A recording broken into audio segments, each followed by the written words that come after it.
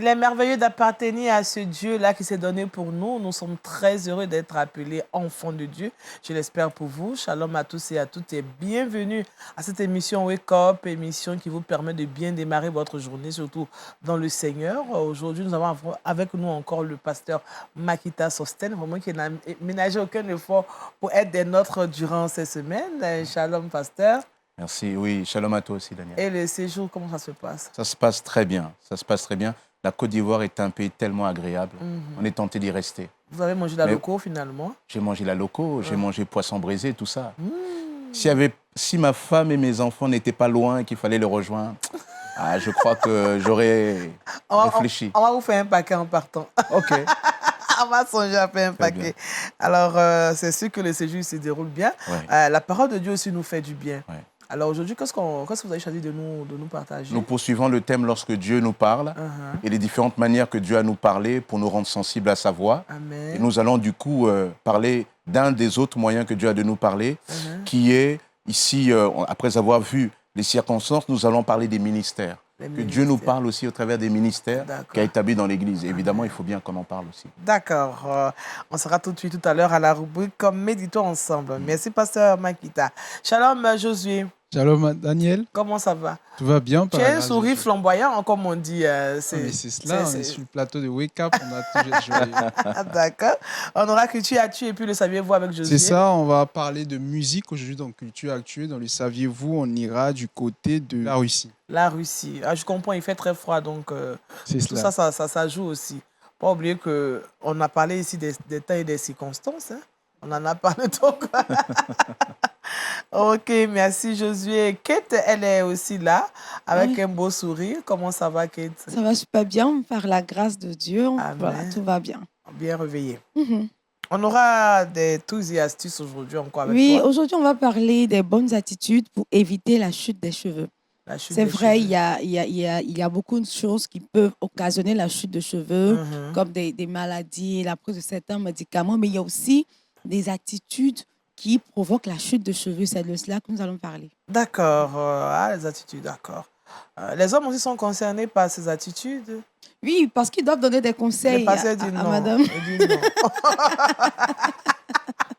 Ça concerne tout le monde. Dans tous les cas, on aura l'information avec eux tout à l'heure, les artistes. Alors, vous savez, c'est jeudi et tous les jeudis, nous nous intéressons aussi à notre santé. Et ce jour, nous avons avec nous le docteur Yves Oufoué. Il est ophtalmologue. Shalom, docteur. Shalom, Daniel. Vous voyez bien? Très bien, je vous vois parfaitement avec mes deux paires d'yeux. Je vous vois très bien. Dieu merci. Alors, bienvenue sur notre plateau. Merci. Alors, avec vous, on va parler des troubles visuels. Ok.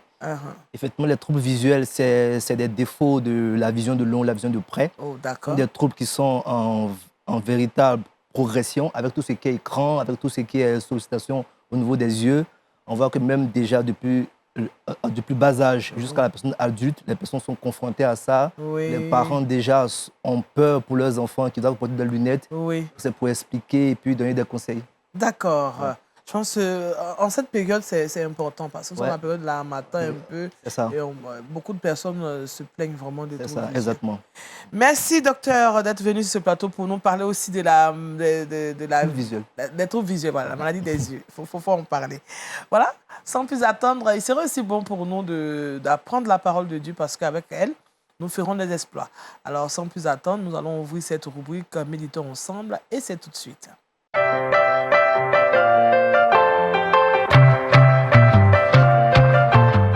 Dieu qui parle au travers des ministères, c'est de ça qu'il va s'agir. Alors, pasteur Makita, nous vous donnons la parole. Voilà. On rappelle toujours Elihu qui dit « Dieu parle tantôt d'une manière, tantôt d'une autre, et l'on n'y prend pas garde. Et il s'agit pour nous ce matin de prendre garde à une des autres manières que Dieu a de nous parler, après avoir vu la parole, après avoir vu la prière et le jeûne, après avoir parlé des visions, des rêves, des songes, après avoir parlé de la souffrance et des épreuves, après avoir parlé aussi des circonstances, parce que Dieu aussi, le maître des temps et des circonstances. Aujourd'hui, nous allons parler des ministères. Des ministères parce que lorsqu'on cherche à entendre la voix de Dieu, il nous faut aussi considérer que Dieu parle aussi au travers des ministères. Je vous invite à une lecture que nous avons ici, notamment avec ce texte du livre des Actes. Il nous est dit que dans Acte 19, nous sommes repartis le lendemain pour Césarée. Là, nous sommes entrés chez Philippe l'évangéliste, qui était l'un des 7, et nous avons logé chez lui. Il avait 4 filles vierges qui prophétisaient. Nous étions là depuis plusieurs jours lorsqu'un prophète du nom d'Agabus est descendu de Judée. Il est venu pour nous trouver.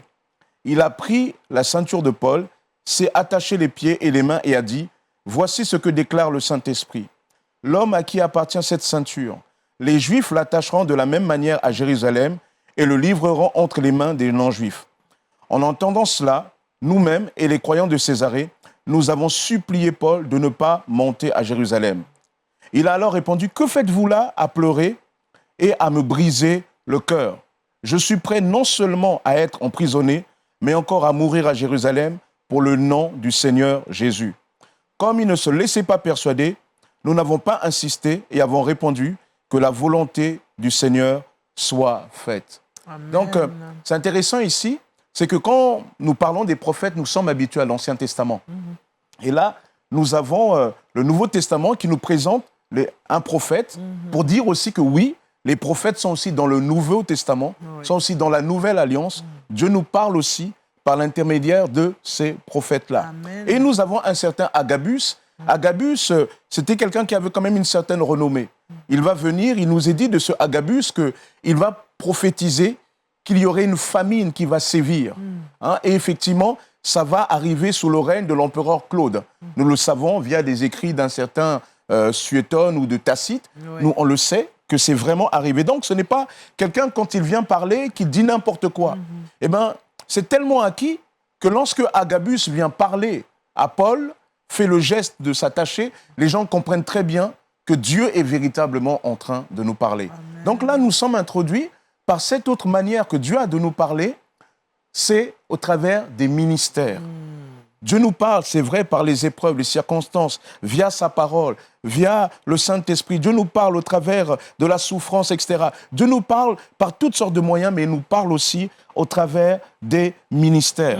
Voyez, la Bible nous dit dans Éphésiens 4, versets 10 à 15, celui qui est descendu, c'est celui qui est monté au-dessus de tous les cieux afin de remplir tout l'univers.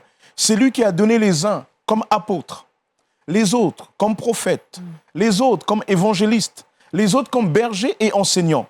Il a fait pour former les saints aux tâches du service en vue de l'édification du corps de Christ, jusqu'à ce que nous parvenions tous à l'unité de la foi et de la connaissance du Fils de Dieu, à la maturité de l'adulte, à la mesure de la stature parfaite de Christ. Voyez ?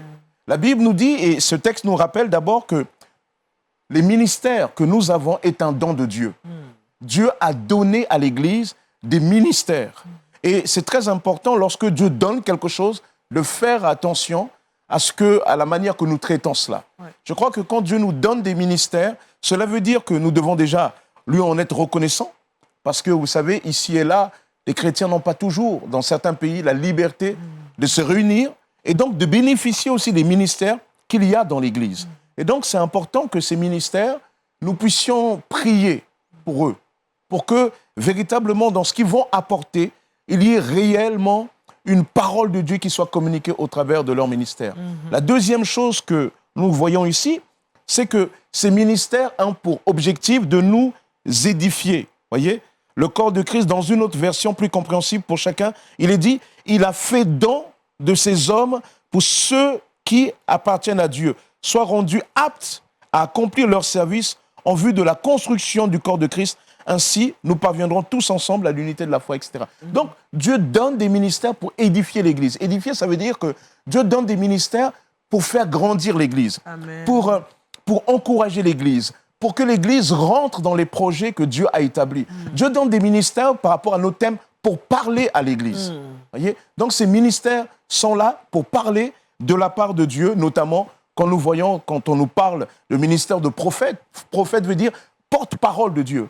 Donc, il porte littéralement la parole de Dieu, la pensée de Dieu à destination des personnes concernées. Là, nous avons un certain Agabus. Dieu lui dit, va. Et il va, il fait ce qu'il a à faire. Et il dit, et ce qui est quand même intéressant, entre parenthèses, c'est admirable l'attitude de Paul. Paul, on lui dit, mais tu sais, Dieu te dit que là-bas, ça va être la prison.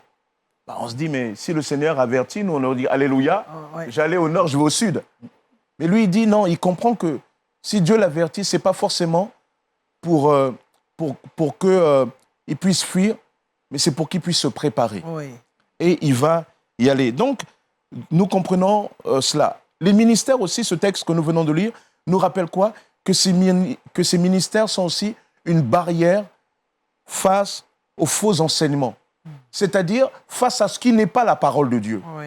Face à ceux qui prétendent parler de la part de Dieu et que Dieu, en fait, ne parle pas au travers d'eux. Puisqu'il nous est dit, ainsi nous ne serons plus des petits-enfants, ballottés et emportés par tout vent de doctrine, par les ruses des hommes et leur habileté dans les manœuvres d'égarement.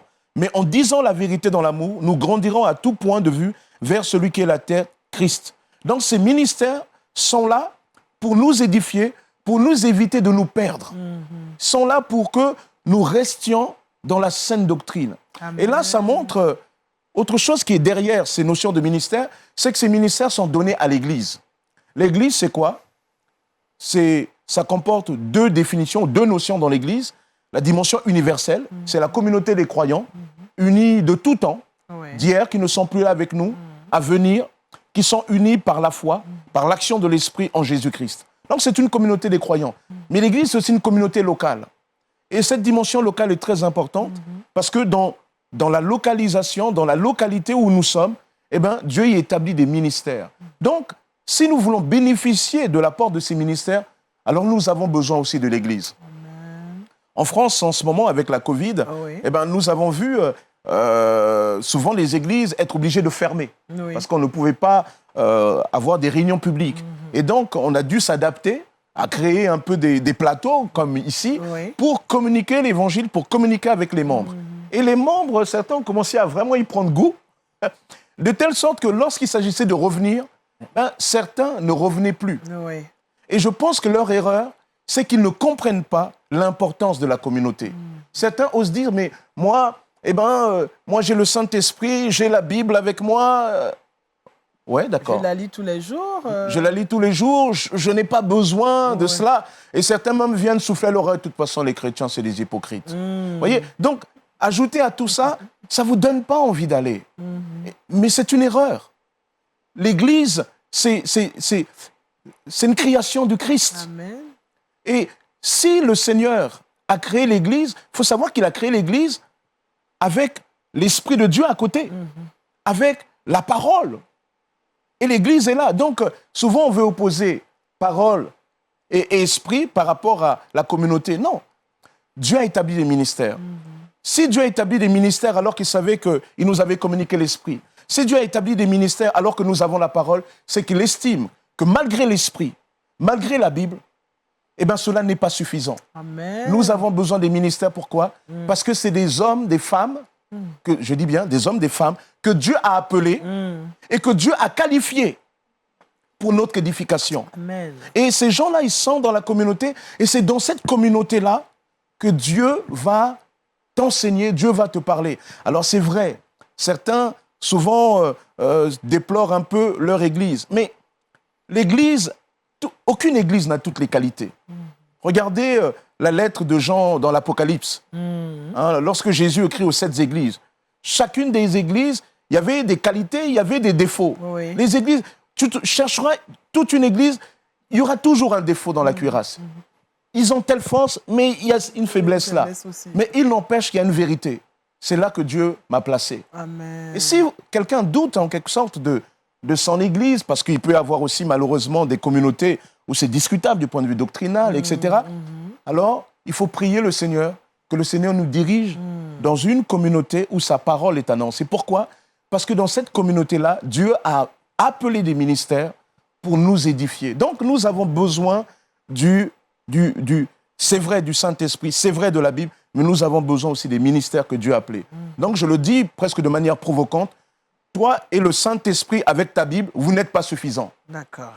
Vous avez besoin des ministères. Pourquoi? Pas parce que le pasteur Sosten le dit, mais parce que la Bible dit que Dieu a établi des ministères pour l'édification. Donc nous avons besoin de cela. Alors, quelques mots sur les ministères. Ce n'est pas les seuls ministères, il y a d'autres ministères.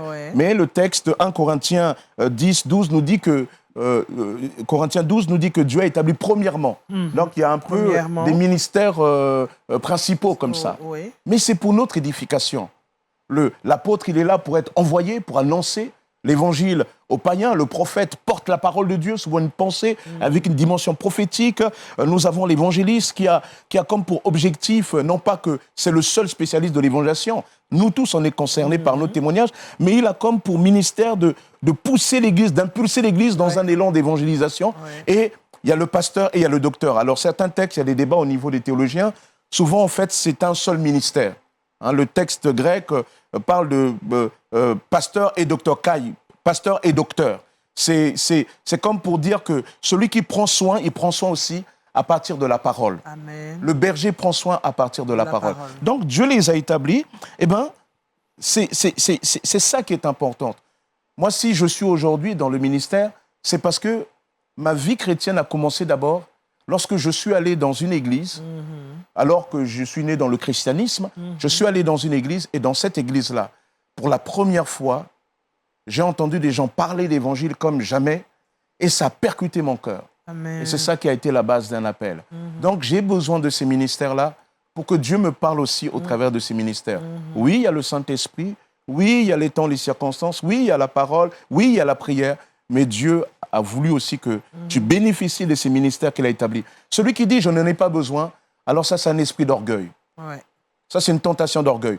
Nous ne pouvons pas être plus grands que Dieu. Si Dieu estime que nous avons besoin de ces ministères, alors nous devons, avec humilité déjà, remercier le Seigneur et recevoir aussi ces ministères. D'accord. Voilà. Merci, pasteur. Je pense qu'on a abreuvé. Je ne sais pas si quelqu'un d'entre nous a une question. Ça va? Ça va? Ça va de mon côté. Alors moi, je vais poser cette question suivante au pasteur. Pasteur, quand on parle, Dieu qui nous parle au travers des ministères, est-ce que ça veut dire que celui qui reçoit, enfin, dont on dit qu'il est appelé, qui ne répond pas à l'appel, n'est pas en train enfin, est-ce que cette personne n'est pas en train de désobéir à Dieu, bien qu'étant dans l'Église? On lui dit, bon, par exemple, vous êtes appelé à servir Dieu, vous êtes peut-être prophète, et il refuse, pour lui, bon, il suffit qu'il soit à l'église, ça suffit. Est-ce qu'il n'est pas en train de désobéir à Dieu? Il n'est pas en train de mais changer? s'il est certain, s'il a ce sentiment fort que Dieu l'appelle et qu'il n'obéit pas, oui, il est dans une désobéissance. Mais c'est plus profond que ça.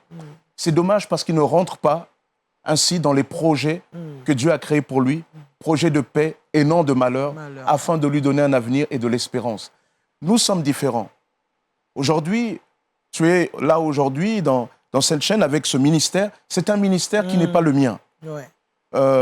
J'ai un ministère qui n'est pas le tien. Nous avons des ministères différents. Il est très important de comprendre que nous n'avons pas envié les uns et les autres ou à jalouser. Mais en fait, Dieu nous appelle selon l'appel qui est le nôtre. Amen. Et lorsque Dieu nous dit « rentre là-dedans », alors nous devons rentrer dans notre appel. Et je dirais même que quand on n'y rentre pas, finalement, on a souvent un arrière-goût de quelque chose qui n'a pas été accompli, un goût amer, de quelque chose qui n'a pas abouti. Et il y a quelque part même une profonde tristesse.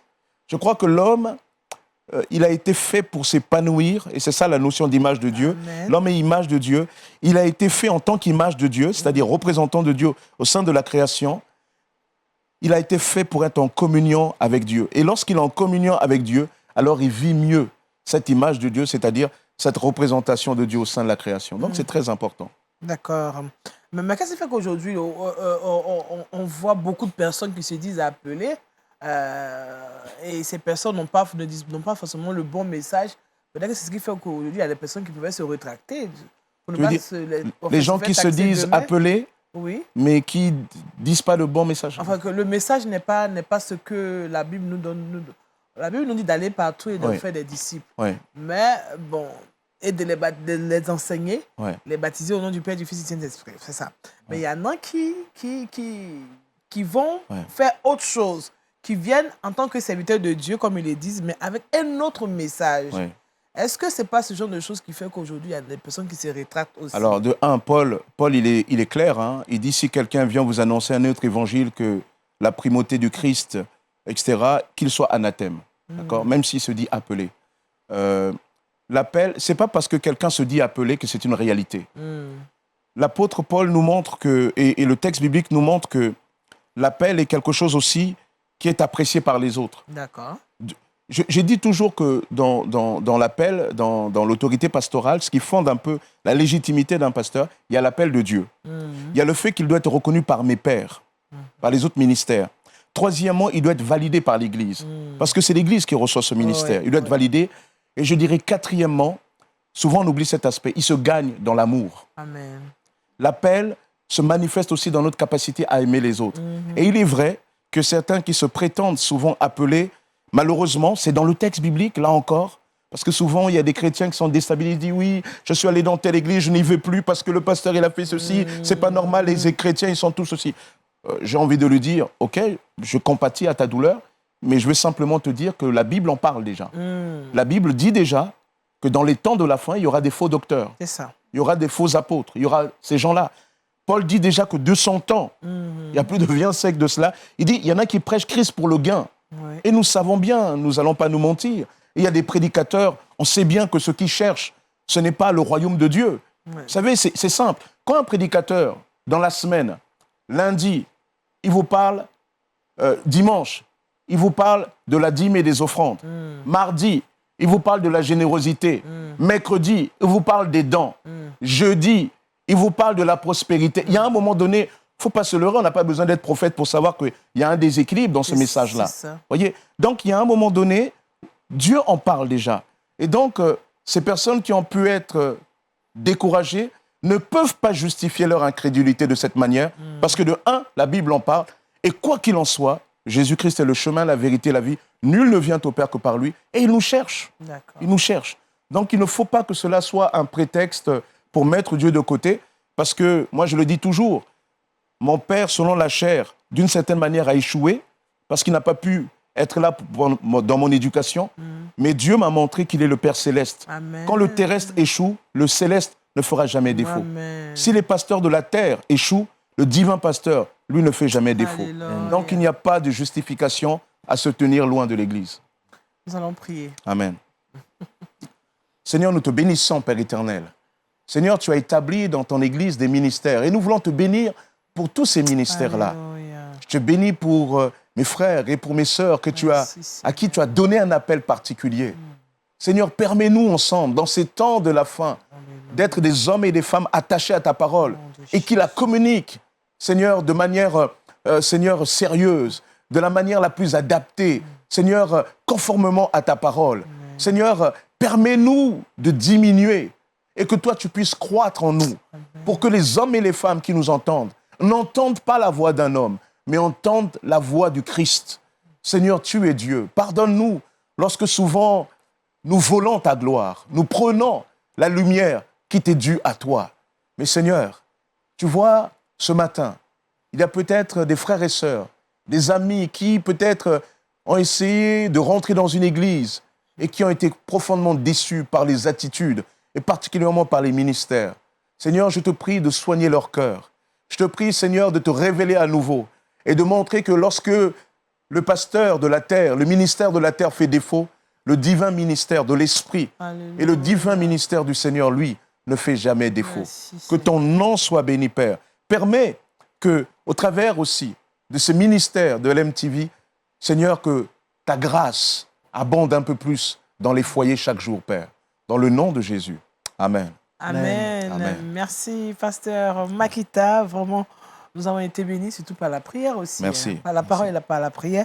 Je rappelle le thème, Dieu qui parle au travers des ministères.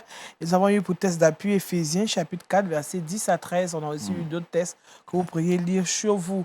Merci, pasteur. Vous le permettez, on va passer à l'autre rubrique. Ah oui, allons-y. Moi, j'ai hâte, moi. D'accord. On y va pour Culture Actu.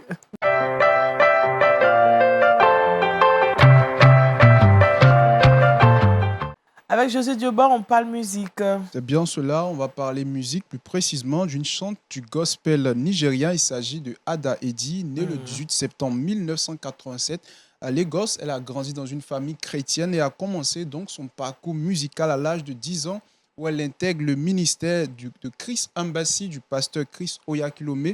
Et ce pas-là donc va la préparer pour une grande carrière musicale. En 2009, Ada sort son premier album signé sur le label Love World et va s'en suivre donc 2 autres albums intitulés Lifted and So Fly en novembre 2013 et Future Now, sorti en 2017, qui occupa la première place sur iTunes Nigeria le même jour. À ce jour, elle figure sur la liste des 100 personnalités chrétiennes du Nigeria qui ont une grande influence sur la culture musicale. Donc aujourd'hui, au travers de sa musique, plusieurs personnes ont été bénies, édifiées et ont donné même leur vie au Seigneur Jésus-Christ. Je fais partie des personnes qui ont été édifiées par les cantiques de Ada. On a Testimony, on a plein de chansons.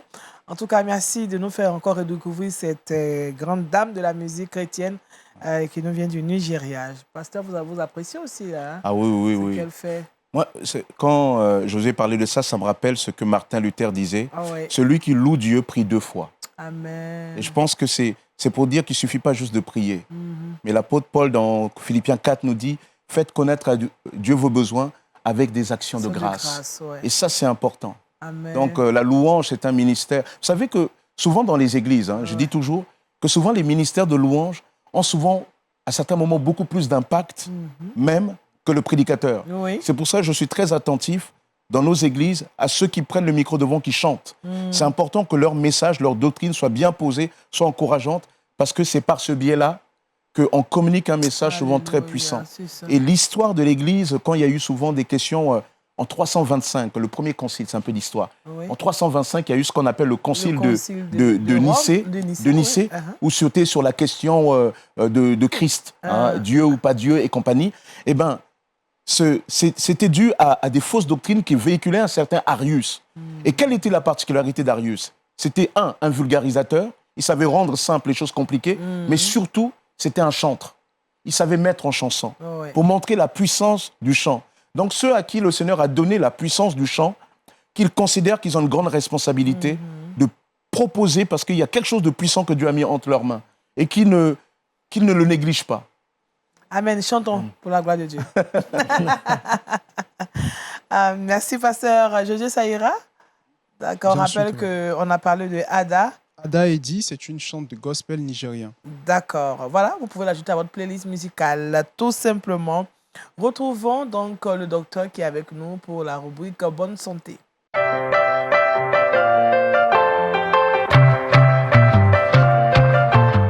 Avec le docteur Yves Oufoué, c'est ça. Nous allons parler de troubles visuels. Je rappelle que vous êtes ophtalmologue. Est-ce que vous pouvez nous présenter succinctement l'ophtalmologue, c'est qui? Qu'est-ce qu'il fait?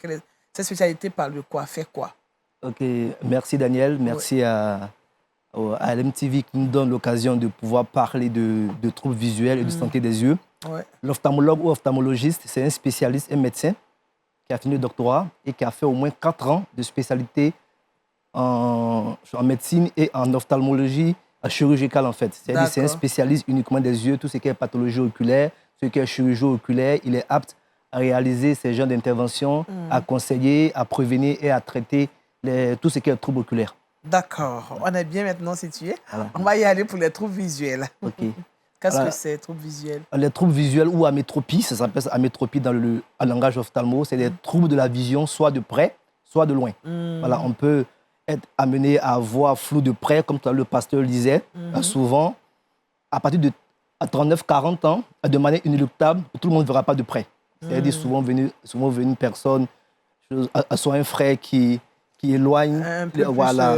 Tu as détecté mon âge, là. Ah ouais, déjà, je sais environ, déjà. Je vous ai espionné, je sais déjà environ. Voilà, donc il va éloigner pour lire, ou bien il va se dire que les petites écritures, la Bible, depuis quelques mois, je ne réussis pas à lire la Bible, soit je suis obligé de mettre la lumière pour pouvoir lire la Bible.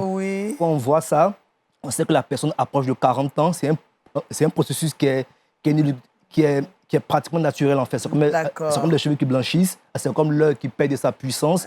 Donc on doit l'aider un peu pour pouvoir bien lire de près par une correction. Ça, c'est un phénomène qui est physiologique, un phénomène qui est naturel. D'accord. À part ça, c'est la vision de près. Mais la vision de loin maintenant. La vision de loin, il y a 3 types, il y a 3 grands types. Il y a ce qu'on appelle la myopie. La myopie, c'est quand quelqu'un ne voit pas de loin, mais qui de près voit très bien. C'est-à-dire en fait, si par exemple quelqu'un qui est myope, il a ses lunettes, là il voit tout flou. Les visages sont flous, tout est pâteux. Mais de près, pour lui, il voit très bien. Ça, c'est la myopie. C'est un trouble qui est assez fréquent et puis qui est aussi en augmentation, surtout en Europe avec le confinement.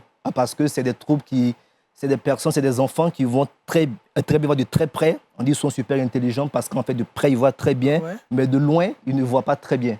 Voilà, donc les premiers signes, ça peut commencer déjà dès l'enfance. Donc, dès l'enfance, et puis après, se perpétuer. Donc, les comportements que les parents doivent savoir chez un enfant. Un enfant qui s'approche trop pour la télévision, il faut faire attention. Un enfant qui fait beaucoup de ratures dans son cahier, il faut faire attention. Un enfant dont le maître se plaint pour dire qu'il ne voit pas bien, il faut faire attention. Il faut l'amener voir un ophtalmologiste pour pouvoir voir si c'est un trouble à corriger ou pas. Il y a aussi un phénomène qui est très important, c'est la baisse du rendement scolaire. Un enfant qui était brillant, et puis tout d'un coup, le rendement scolaire baisse, voilà, on ne comprend pas pourquoi. Il faut quand même souvent voir les yeux pour voir s'il n'y a pas un trouble qui a commencé. Ça, c'est la myopie, c'est un trouble qui est assez fréquent. De loin, c'est flou, mais de près, on voit très bien. Il y a aussi ce qu'on appelle l'hypermétropie. L'hypermétropie, c'est un peu le sens contraire. Voilà, de près, il ne verra pas bien. De loin aussi, il ne verra pas très bien, mais de loin, il va forcer pour pouvoir voir de loin. Donc, pour lui, il va dire, ah, docteur, moi, je vois bien de loin, bien de près, mais j'ai beaucoup de maux de tête. C'est-à-dire, moi, je vois bien, comme me fait lui, je vois bien, mais j'ai beaucoup de maux de tête. En fait, il ne voit pas de loin, mais comme il est jeune, c'est surtout le jeune, il va forcer pour pouvoir lire. C'est un enfant qui va bosser au bout de 15-20 minutes, il dit qu'il est fatigué, on va dire qu'il est paresseux, il ne veut pas étudier, mais il a mal à la tête parce qu'il fait beaucoup d'efforts pour pouvoir lire. Pour lire, on ne fait pas d'efforts. L'œil est fait pour bien voir de loin, de près. S'il fait des efforts, il y a un problème qui va se payer par des maux de tête. Et puis, c'est des maux de tête qui passent même sans médicaments, un peu de repos, tout passe. Après, encore, ça revient. Donc, c'est sur des semaines, des mois, si les parents constatent ça sur les enfants, aller voir l'ophtalmologiste pour faire un examen particulier pour voir s'il y a un trouble à corriger ou pas. D'accord. Le troisième type, la vision de loin, c'est l'astigmatisme. Ça, c'est un patient qui va confondre les choses. Quand tu le fais lire 6, il voit 8. H, il voit NLA qui se ressemblent, il les confond un peu. Et puis ça, surtout, pour ceux qui sont à l'ordinateur, sur les écrans, vous comme ça va beaucoup fatiguer. Ceux qui sont à stigmate, tout ce qui est écran, tout ce qui est luminosité, ça va beaucoup les fatiguer. Voilà. Je comprends alors, je comprends. Donc, c'est des petits troubles qui peuvent arriver. Il faut, c'est en pleine augmentation, parce que maintenant, tout ce qui est écran, même à l'école, les ordinateurs, le confinement, tout ça, tout était en ligne, tout était sur les supports audiovisuels. Donc, il faut faire attention, il faut au moins mettre une protection ou bien corriger s'il y a un trouble. D'accord. Est-ce que c'est héréditaire ou bien... Oui, il y a des facteurs héréditaires, surtout la myopie. Elle peut être héréditaire. Si tu as des parents qui sont myopes, il y a un grand risque, au moins 40% que tu sois myope. Voilà, ça, c'est la myopie familiale, la myopie héréditaire. Sinon, la plupart du temps, c'est des troubles qui viennent avec le développement. Parfois, on dit que si papa porte les lunettes, que maman aussi porte, c'est que les enfants aussi vont le faire. Non, c'est pas Non, c'est pas obligatoire. Moi, mon papa ne portait pas de lunettes, maman ne portait pas, mais je suis le seul de 10 enfants à porter des lunettes, le dernier. Donc, et puis vous êtes aussi voilà, donc c'est ce qui m'a conduit même vers... Je sais pourquoi je suis le seul de ma famille à porter des lunettes. Donc, ça m'a un peu ouvert la porte à comprendre pourquoi. Et puis, j'ai compris qu'on ne peut pas faire grand-chose dessus. À part les lunettes, voilà, on ne peut pas faire grand-chose. Donc, pour corriger ce trouble, il y a trois moyens.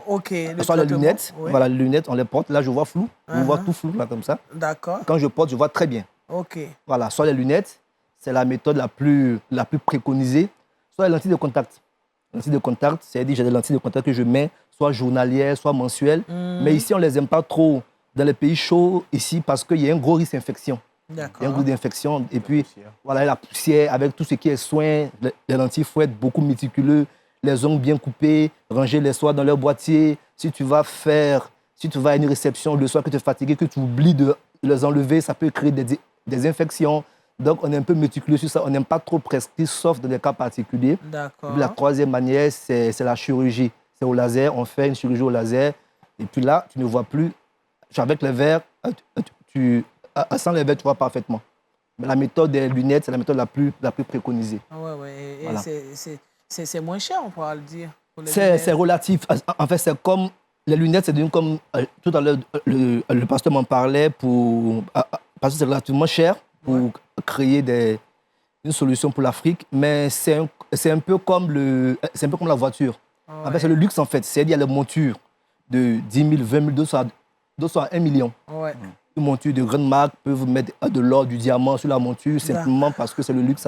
Voilà, donc les prix varient, voilà, mais c'est relativement assez cher pour une population c'est relativement assez cher. D'accord. Voilà, mais ça fait environ une paire de lunettes pour un enfant. Si on prend le SMIC ivoirien qui est à 60 000 francs environ, ça fait pratiquement le SMIC ivoirien. D'accord. Et on voit plus. Donc, c'est relativement cher. Il faut même préciser qu'en France, souvent, le prix des lunettes est lié aussi au fait qu'en France, il y a des mutuelles. Et donc, comme les opticiens savent qu'il y a des mutuelles, souvent, on va rentrer chez un opticien, il pose d'abord la question, est-ce que vous avez une mutuelle? Donc, ils savent que comme vous avez une mutuelle, on va vous facturer, j'ai une paire de lunettes, je crois que c'était 600, 700 euros. Et rien que les montures. Et pour avoir étudié la question du point de vue simplement business, eh ben, souvent, produire une paire de lunettes qu'on va vous vendre, je ne sais pas moi, 100 000 francs CFA, bah, souvent, produire ça, la production a coûté à peine 10 000. 10 000. On va vous le vendre 20 000. Donc c'est terrible. Il y a un peu d'argent dedans. Ouais, il y a de l'argent. Il y a des bonnes marges dans les lunettes. Une bonne marge, d'accord.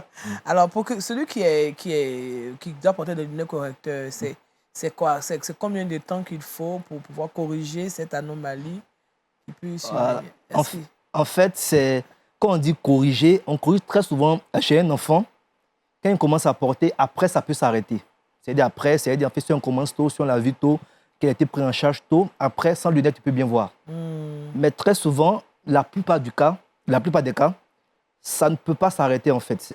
C'est-à-dire, en fait, c'est comme si, de manière caricaturale, un myope, c'est quelqu'un qui a l'œil qui est un peu plus grand. Donc, on considère que tout le monde sur la tête doit avoir 1,70 m. C'est comme ça chez les yeux.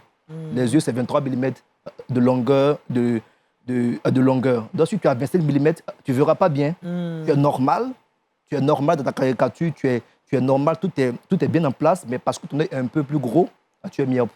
Donc, c'est-à-dire qu'en fait, le verre que tu vas porter ne va pas raccourcir l'œil, qui est physiologique, mais va ramener l'image sur la rétine pour pas que tu vois flou.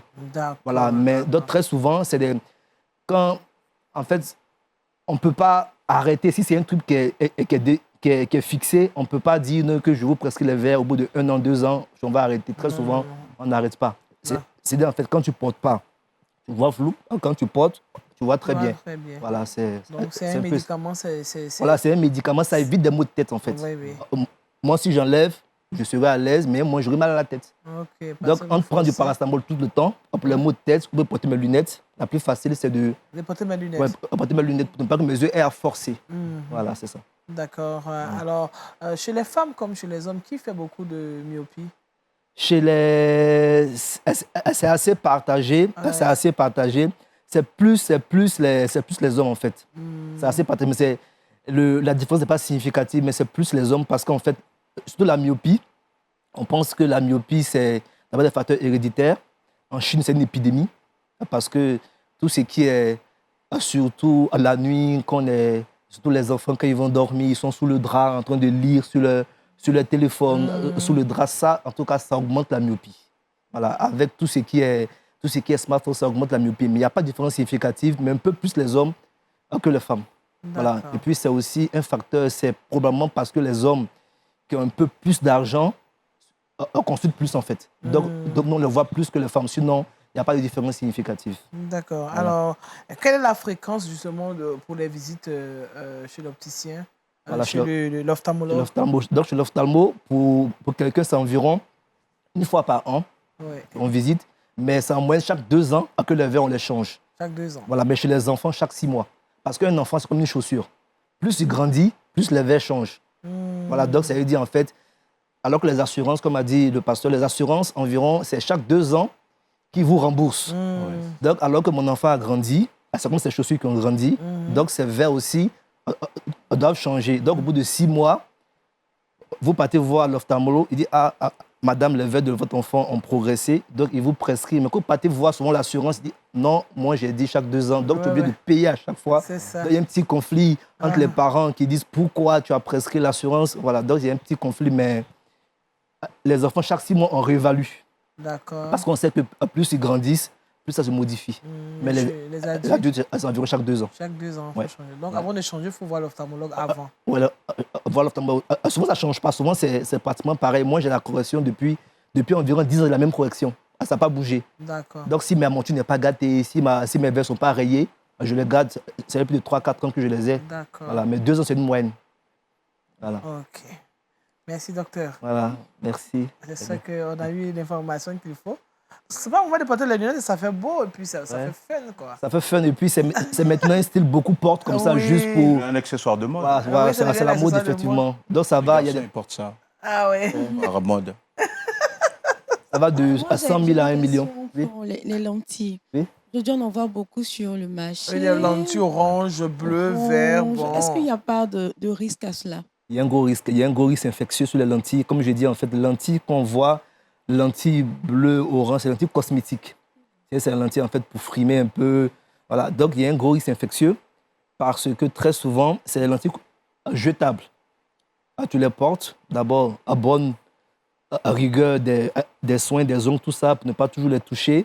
Et puis, il faut les enlever le soir. Et puis, avant de mettre les lentilles, d'abord, faites d'abord un bilan ophtalmo pour voir est-ce que tu peux porter les lentilles. Ce n'est pas tout le monde qui est apte à porter les lentilles.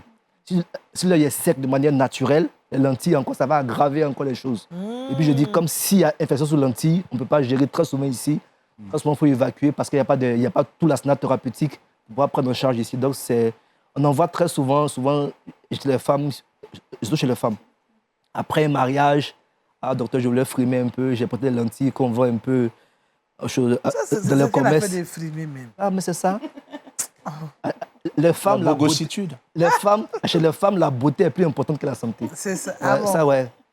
Non, c'est ce qu'elles nous disent. Ça, antenne, on n'a pas C'est ce qu'elles nous disent. Et nous, docteur, même cadavre, on le maquille. Donc, laisse. Belle expression. Chez les femmes, en tout cas, la beauté vaut mieux que la santé. Parce qu'en fait, quand on voit en consultation, si elles ont beaucoup attendu, elles vont se plaindre. Ouais. Mais il y a une fois, il y a une de mes aînées qui est allée au salon de coiffure. C'était une fête. Elle a vu les dames assises au salon de coiffure. Elles sont patientes, elles attendent leur tour. Pendant 5 heures de temps, elles attendent. Elles attendent qu'on les Alors coiffe. voilà, qu'elles voient. Mais quand elles vont à l'hôpital... 15-30 minutes, elle doit trop durer. Tu vois? Ouais. Donc la beauté chez les femmes est souvent plus importante que la santé. D'accord. On va changer la Voilà, tendance. On va changer les choses. Voilà. Je ne me risquerai pas. Merci, docteur. En tout cas, merci aussi d'être venu sur ce plateau pour nous parler des troubles visuels. C'est important, il faut de temps en temps aller voir l'ophtalmologue quand ça ne va pas, comme le docteur l'a dit. Il faut aller visiter l'ophtalmologue. Il ne faut pas prendre la décision sur soi-même d'acheter des lunettes un peu partout. Hein, les plus 2, plus 3, bon, ça aussi, c'est un problème. Je pense que prochainement, on va en parler. Exactement, merci. Voilà. Donc, nous devons prendre soin de notre vie, de nos yeux. C'est important. Sans les yeux, c'est sûr que nous ne serons pas à l'aise. Parce que la Bible même le dit, celui qui a les yeux... Les yeux, c'est la lumière du corps. Voilà, la lumière du corps. L'œil, la lumière du corps. Voilà, donc il faut vraiment prendre soin de ses yeux. Merci, docteur Yves Oufou. On aura le plaisir à vous retrouver prochainement pour encore parler des yeux. On va changer de cap et retrouver Kate et ça, c'est le truc box.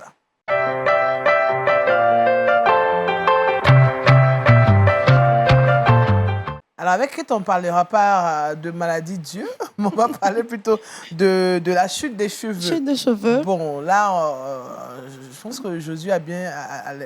Bon, ok, on y va. Josué, Pas concerné. Non, lui, il n'est pas concerné par la chute des cheveux. Personne n'est concerné ici. D'accord, Ouais, personne n'est c'est ça. concerné. Très sûr, pasteur. Oh. Très sûr, pasteur. Non, le pasteur, c'est... Non, moi, ça va. Ça va. Ça va. Moi, je suis pas le pasteur. y a pas Les de bonnes problème. attitudes, il faut avoir adopté de bonnes attitudes. Je Oui. le disais à long terme, il y a certains médicaments, certaines maladies qui vont occasionner la chute des cheveux, mais il y a aussi les attitudes. Et moi, je vais m'adresser spécialement aux femmes D'accord. aujourd'hui. Mhm. Alors, les cheveux trop serrés vont occasionner la chute de vos cheveux. Trop serré Parce comme... que quand on se papaye, tresse, foulard, ou bien quand quand elles on vont se se tresse. tresser, la tresseuse, elle serre les tresses. Oui, ça doit être bien propre, Bien propre, tout bien ça. serré.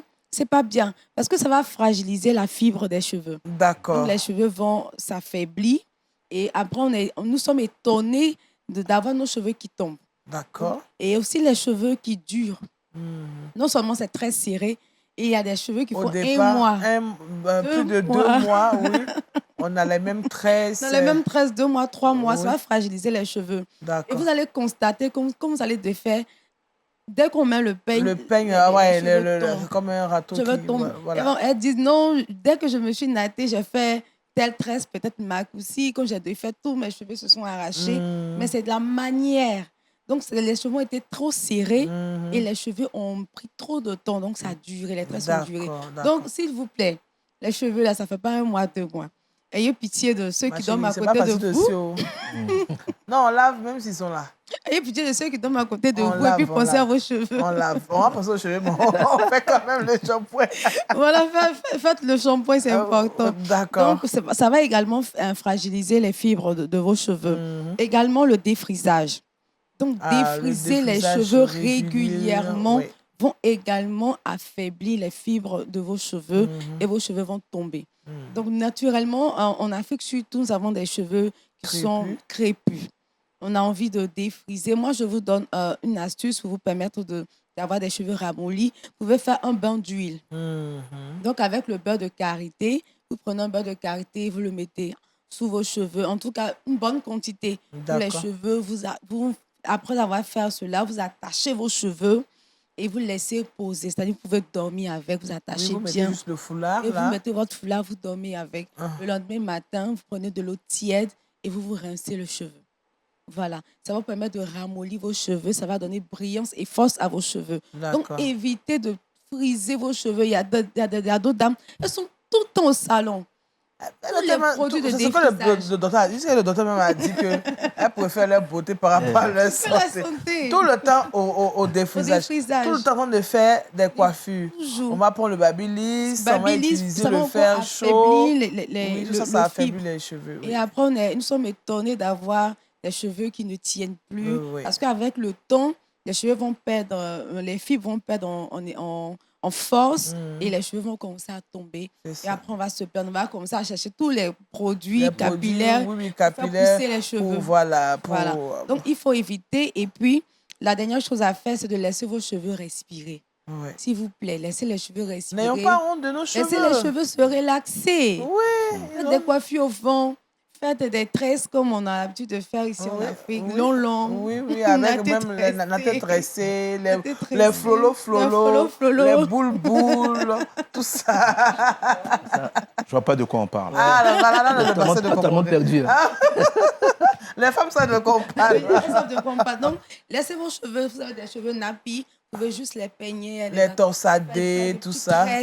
Ou bien laisser carrément les cheveux respirer. C'est-à-dire que vous avez fait des tresses pendant 1 mois, 2 semaines, ou bien 2 mois, laissez le temps aux cheveux de respirer. Donc, vous allez laisser les cheveux se relaxer pendant 1 semaine, 2 semaines. Ça va permettre aux cheveux de respirer. Même l'homme, à un certain moment, tu as envie de respirer.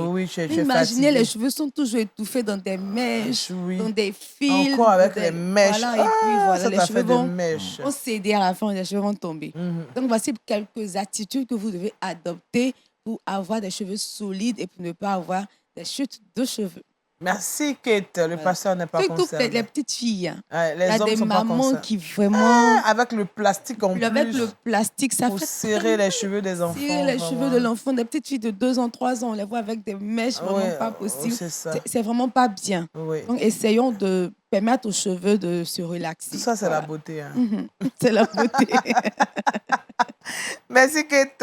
Ainsi, on n'aura pas de chute de cheveux. Le saviez-vous, c'est maintenant.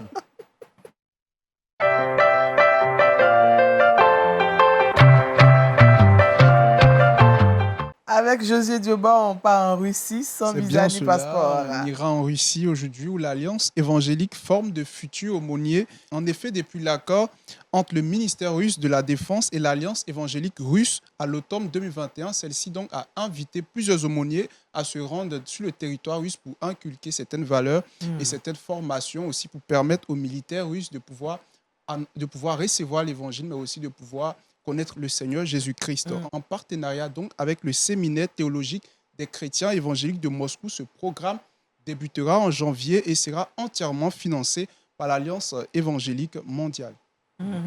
Alors les militaires aussi, ils en ont besoin, l'évangile. Ah mais bien sûr. Ils font partie des premières personnes qui sont venues voir Jean-Baptiste quand Jean-Baptiste a appelé à la repentance. Ils disent, mais nous, on est gardiens. Il dit, acquittez-vous de votre solde. Il ne leur a pas dit abandonner l'armée. Toute nation a besoin d'une armée. Il ne faut jamais oublier qu'une armée, la Bible dit que Dieu a mis l'armée, Dieu a mis l'autorité pour tenir le glaive. Nous avons besoin du glaive. Vous savez, tout fou a besoin de savoir qu'à côté, si tu t'écartes... Il y a une règle à suivre. Ah oui. Non, on doit prier pour nos pays et nos militaires qui ont besoin. Et derrière cela, ils accomplissent une tâche très difficile. Et ils ont besoin de la grâce de Dieu, quoi. Amen. Merci, Josué. Alors, Kate nous donne notre verset boussole avant qu'on ne parte. Donc, Éphésiens 4, 11. Et il a donné les uns comme apôtres, les autres comme prophètes, les autres comme évangélistes, les autres comme pasteurs et docteurs. Amen. Merci Kate et merci au pasteur Makita avec qui nous avons médité la parole de Dieu. Dieu qui parle au travers des ministères, c'est le thème. J'espère qu'on a pris bonne note. Moi, en tout cas, j'ai bien compris l'exhortation du pasteur. Il faut faire l'œuvre de Dieu, c'est bon. Amen. C'est important. Merci aussi au docteur Yves Oufou avec qui nous avons parlé des troubles visuels. Merci à Kate pour ses conseils pour éviter les chutes de cheveux, surtout chez les femmes. Prenons soin de nos cheveux, laissons nos cheveux respirer un peu. Et puis, ce que tu as oublié, perruque. Bon, ça, c'est un autre débat. On va en parler plus tard, prochainement. Voilà. Merci à Josué Dioba pour ces informations. On vous souhaite de passer un excellent moment en regardant Lumière du Monde Télévision. Et demain, vous serez avec Aniel Conan. Moi, je vous donne rendez-vous mardi. Que Dieu vous garde. Prenez soin de vous. Et puis, on se dit au revoir.